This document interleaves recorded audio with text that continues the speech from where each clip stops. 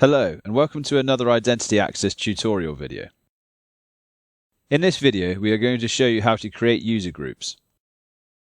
Under the Management tab at the top, select Groups and then click Add. Now enter the name of the user group that you want to create. For example, Monday to Friday 9 to 5 access for your employees.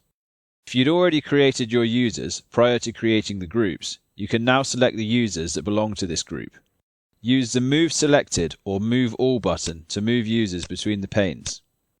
Next, click on Card Readers. Place a tick next to readers that this group are authorized to access.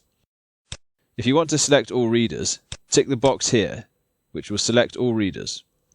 Next, click on the Morpho Readers tab. If you are using fingerprint readers, please tick the box next to any fingerprint readers that this group can access. Again, if you wish to select all the readers, use the Select All tick box at the top.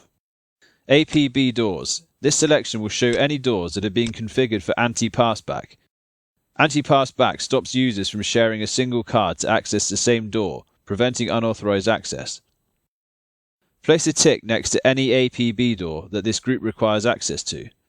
If you wish to override anti-passback, then there is an option for this under the Users tab.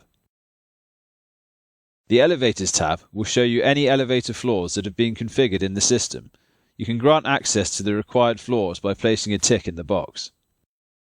Next, click the Time Zone tab and select the time zone that this group has access to.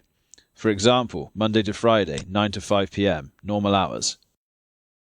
If the users in the group need 24-hour access, leave the time zone selection unticked, as groups provide 24-hour access by default. If you haven't set up any time zones, please watch our video on setting up time zones and come back and edit the group and add the time zones later. The Events tab is used for actions and events. This will be covered in a separate video. Thank you for watching. In the description box, you will find more useful identity access tutorial videos.